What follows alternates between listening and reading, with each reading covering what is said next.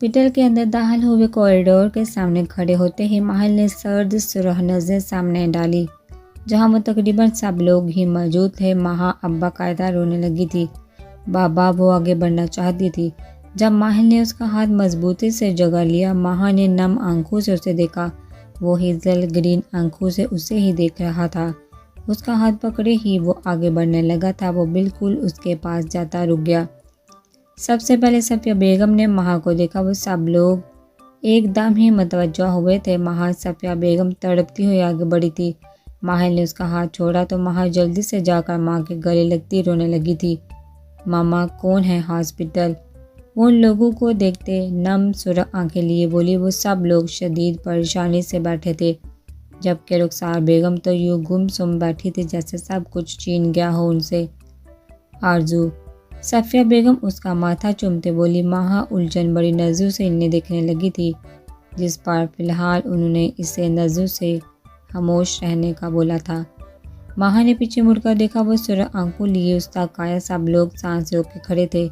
جمشید خان نے غصے سے اسے گھورا۔ وہ ماہا کے عین سامنے کھڑا ہوا تھا۔ بربادی مبارک ہو۔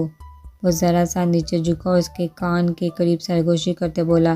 ماہا کی آنکھیں یک دم کھلی تھی۔ وہ سیدھا ہوا۔ ماہا ناسمجھی سے اسے دیکھ رہی تھی۔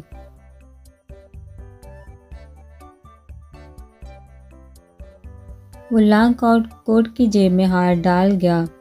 کیا مطلب ماہر؟ ماہا ناسمجھی سے اسے دیکھنے لگی جو الٹے قدم واپس لے رہا تھا۔ ماہا کو اپنا دل ڈوبتا ہوا محسوس ہوا۔ میں نے فارسی تو نہیں بولی ماہا خان، جو تم سمجھ رہی ہو وہی مطلب ہے۔ تمہیں بتانا چاہتا ہوں میرے دل میں تمہارے لیے کیا جذبات ہیں، نفرت ہے مجھے تمہاری فیملی سے اور تم سے بھی۔ وہ انگارے چباتے بولا۔ ماہا کو لگا وہ ابھی گر جائے گی۔ اس کی آنکھوں سے گرم سیال بہنے لگا، کانوں میں جیسے پگھلا سیسا ڈال رہا تھا۔ وہ شخص ماہل نہیں، تم نے کہا تھا تم میرے لیے سب چھوڑ دو گے، تم میرے ساتھ ایسا نہیں کر سکتے۔ وہ اس کی جانب قدم بڑھانے لگی تھی۔ دل کی دھڑکنیں مدھم پڑنے لگی، آنکھوں کے سامنے دھند چھانے لگی تھی، دل چیخیں مار کر رونے لگا تھا۔ تم کہتی ہو نا میں بہت برا ہوں، تو دیکھ لو ماہا خان، تم سچ بولتی ہو، میں واقعی بہت برا ہوں۔ وہ بول کر پلٹ گیا۔ وہ دور جا رہا تھا۔ ماہا کو اپنا سانس روکتا محسوس ہوا، بے سہارا اس نے اپنے گلے پر ہاتھ رکھا تھا۔ وہ گہرے سانس بھرنے لگی تھی۔ وہ یقین دہانی کروانے لگی تھی خود کو کہ وہ زندہ ہے، وہ مر نہیں گئی، لیکن جسم تو ہولے سے لرز رہا تھا، دل تو بند ہو رہا تھا، دل کہہ رہا تھا وہ مر گئی ہے۔ ماہل بوچی ہی وہ اس کے پیچھے بھاگی، وہ اس کے کالے سائے کے پیچھے بھاگی۔ صفیہ بیگم بیٹی کی حالت دیکھتے زمین بوس ہوئی تھی۔ جمشید صاحب ماہا کے پیچھے بھاگے۔ ماہل تم میرے ساتھ ایسا نہیں کر سکتے، میں مر جاؤں گی، دیکھو تمہارے بغیر میں مر جاؤں گی۔ وہ ماہل تک لڑکھڑاتے قدموں سمیت جاتی، اس کا ہاتھ پکڑتے دبی دبی سسکیوں کے درمیان بولی۔ وہ طنزیہ ہنسا۔ وہ ہنس رہا تھا۔ ماہا ساکت ہوگی۔ ہاسپٹل میں موجود ہر کچھ لڑکی کو دیکھ رہا تھا جو غم سے شدید بکھر رہی تھی۔ نہ ماہا خان، اتنی جلدی مت مرنا، تھوڑا تڑپ کر مرنا، تاکہ تمہیں دیکھا وہ سب لوگ تڑپے اور مجھے سکون آئے۔ وہ ماہا کا ہاتھ جھٹکتے بولا۔ ماہا کو اپنی سماعتوں پر یقین نہیں ہوا تھا۔ وہ تو اتنا چاہنے لگا تھا اسے، وہ تو ایک منٹ بھی اس کے بغیر نہیں جی سکتی تھی۔ وہ کیسے کتنے آرام سے اس کے مر جانے کا بول سکتا تھا۔ ماہر رانا نے ہاتھ کیا جھٹکا، ماہا خان زمین بوس ہوگی۔ وہ بے یقینی سے نیچے گر گئی، جیسے اعتبار ایمان سب کچھ ٹوٹ گیا ہو۔ وہ آگے بڑھ گیا۔ وہ دھندلاہٹ میں اس کے دور ہوتے وجود کو دیکھنے لگی تھی۔ سانس رکنے لگا، اسے دنیا اپنی آنکھوں کے سامنے گھومتی محسوس ہوئی۔ واقعی وہ شخص بے حس تھا۔ ماہا خان کو روک لگا کر وہ چلا گیا، اسے اکیلا چھوڑ کر۔ نہیں ماہل، تم ایسے نہیں جا سکتے۔ وہ اٹھی، وہ پاگلوں کی طرح بھاگنے لگی تھی، بالکل پاگلوں کی طرح۔ اس کا یہ حال بھی اس کی محبت کی کرم نوازی تھی۔ اسے اپنی ٹانگیں لرزتی محسوس ہوئی۔ ماہا کو لگا جیسے اس کا وجود کالے دھوئیں میں کھونے لگا ہے۔ وہ وہیں زمین بوس ہو گئی۔ اس کی ساری توجہ، ساری محبت محض ایک بدلہ تھا۔ ماہا خان کی سانس رک گئی، جسم بے سدھ ہو گیا۔ جمشید خان نے نم آنکھوں سے ماہا کو اٹھایا تھا، وہ اسے چھوڑ کر چلا گیا۔ یہ آخری بات تھی جو ماہا کے ذہن میں تھی، اور یہی آخری بار تھوڑی تھی، وہ آخری بار منہ کے مترادف تھی، جیسے موت ہی ہو۔ باری ہوتے سر کے ساتھ اس نے آنکھیں کھولی۔ وہ چند منٹ چھت کو گھومتی رہی، اس کے گرد ہر کوئی جمع تھا، لیکن اس نے کہا دیکھا تھا ہر کسی کو۔ وہ تو بس ایک شخص کو دیکھنا چاہتی تھی اور وہ ایک شخص وہاں نہیں تھا۔ وہ چھت کو گھومتی رہی، اس کے بولنے کا انتظار سب لوگ شدت سے کر رہے تھے، لیکن وہ کچھ نہیں بولی، بلکہ چند آنسو ضرور ٹوٹ کر گرتے بالوں میں جذب ہو گئے۔ وہ سب لوگ سمجھ گئے وہ مکمل ہوش میں ہے، وہ آنسو بہا رہے تھے اس کے درد کی داستان۔ دوپہر سے رات اور رات سے صبح ہوگی۔ وہ دونوں جو دوستیں تھیں، جو کزن تھی، شاید دونوں کے دکھ بھی ایک جیسے تھے۔ اب ماہان کہہ سکتی تھی آرزو میں سمجھ سکتی ہوں، اور آرزوہان اب ماہان کا درد سمجھ سکتی تھی۔ آرزو نے گردن موڑ کر دیکھا، اس کی ماں نے اس کا ہاتھ پکڑا تھا۔ رخسار بیگم نے اس کی آنکھوں میں ویرانی دیکھی، عجیب ویرانی تھی۔ وہ آرزو نے سب پر نظر ڈالی، وہ کمرے میں نہیں تھا۔ وہ تلخی سے مسکرا دی اور آخری آنسو ٹوٹ کر گرا۔ بے شک وہ غلط تھی۔ جب دروازہ دھکیلنے کی آواز پر آرزو سمیت سب نے دروازے کی سمت دیکھا، وہ جس کی راہیں نظریں تاک رہی تھی وہ دیدار کروانے آ ہی گیا تھا۔ شکستہ سے حلیہ تھا، آنکھیں سرخ ہو رہی تھی۔ اس نے آرزو کو نہیں دیکھا اور آرزو کو لگا جیسے ہر چیز نے اسے نظر انداز کیا ہو۔ کب تک یہاں رہنے کا ارادہ ہے؟ اب سب کا گھر چلے، آج میری مہندی ہے۔ وہ لب بیچے بولا۔ سب لوگ نم حیرت بڑی نظروں سے اسے دیکھنے لگے۔ آرزو نے زور سے آنکھیں میچ لی، وہ اپنے کانوں پر ہاتھ رکھ لینا چاہتی تھی۔ بکواس بند کرو، ابھی تک تمہیں سکون نہیں آیا اور کیا مار دینا چاہتے ہو؟ تو میری بیٹی کو برداشت نہ کرتے۔ اس پورے معاملے میں پہلی بار شہید صاحب گھر آئے تھے۔ دانیال نے اب نظر اٹھا کر بیڈ پر زرد چہرہ لیے اسے ایک نظر دیکھا۔ وہ اسے وائٹ روز کہتا تھا، لیکن دانیال سفیہان نے اس سے وہ رنگ میں چھین لیا۔ میں کچھ غلط نہیں کر رہا، میری وجہ سے نہیں گری، اپنی غلطی سے گری ہے۔ میں دوسری دلہن کو بھی دھوم دھام سے آنے کا شوق ہے اس گھر میں۔ آج مہندی ہے اور کل بارات، سو آپ لوگ پلیز تیاریاں کریں۔ بابا، وہ شہر صاحب کو اگنور کرتے سفیر صاحب کو دیکھتے بولا۔ اس کی آنکھیں سرخ ہو رہی تھی۔ سفیر صاحب نے قہر آلود نظروں سے اسے دیکھا۔ ویسے بھی مر تو نہیں گئی نا چٹا؟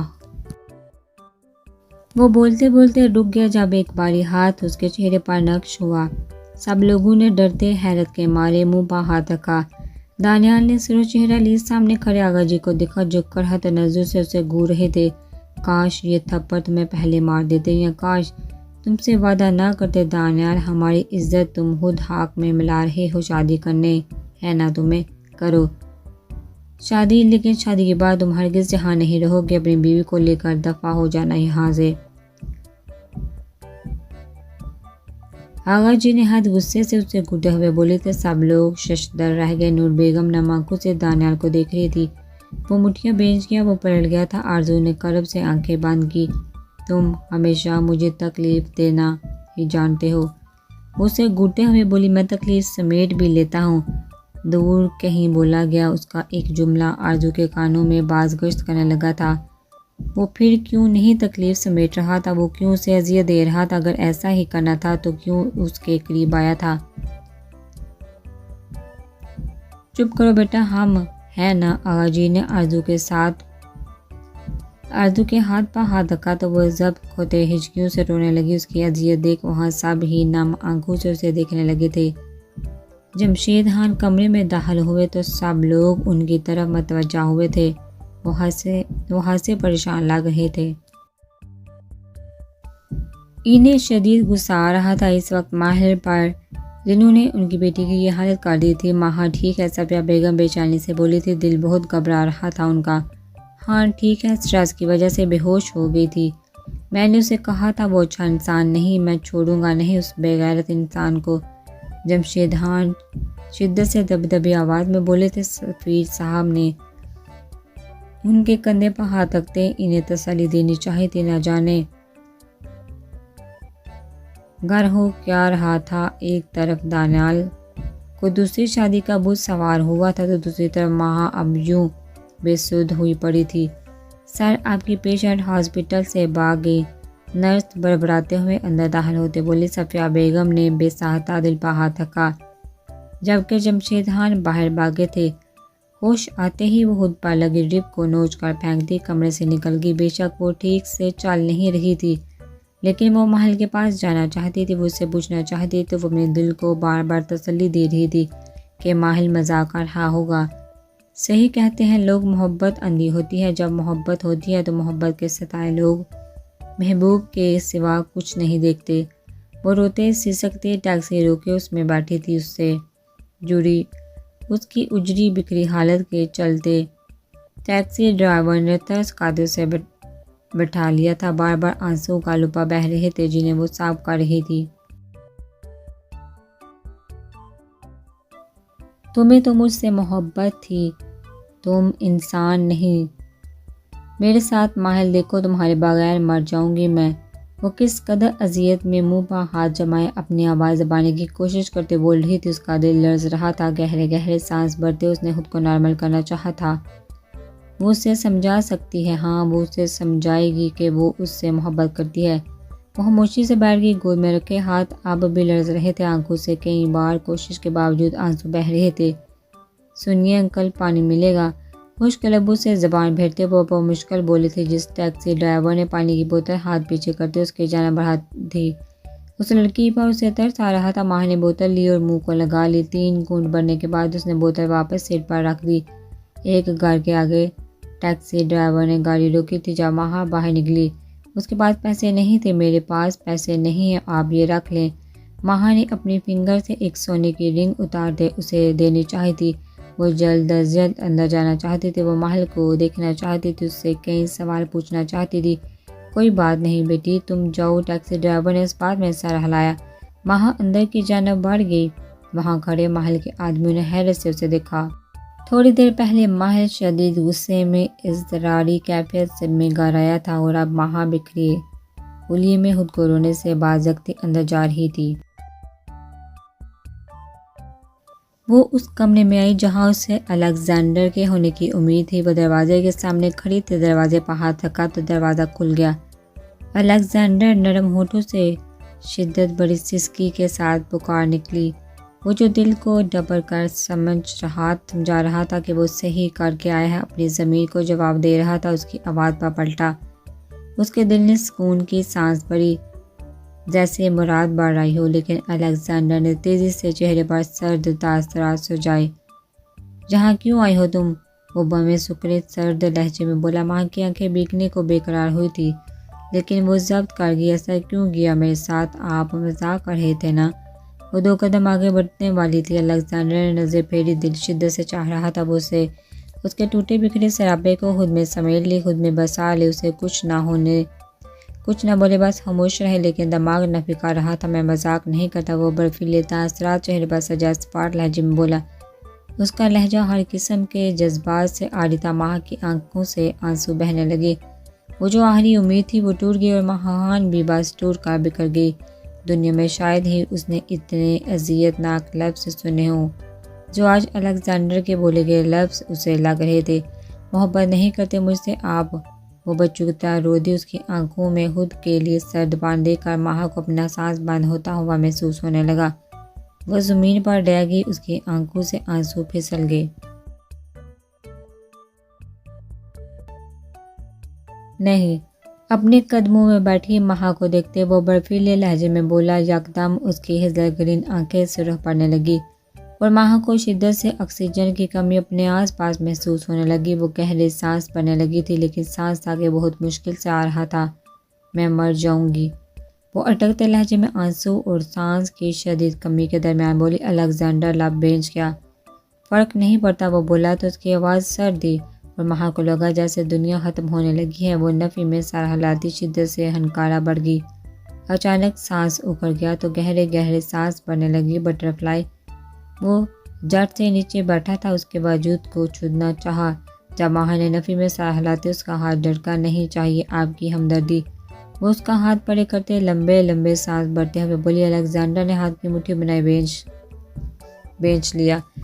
کاش آپ کے بازو میں میرا دم نکلے اور آپ میرے لیے تڑپتے رہیں، لیکن میرا چہرہ آپ کو کبھی نظر نہ آئے۔ وہ روتے ہوئے سرخ آنکھیں لیے بولی۔ الیگزینڈر کے لبوں سے سسکی آزاد ہوئی۔ وہ گویا اسے کانٹوں پر گھسیٹ لائی تھی۔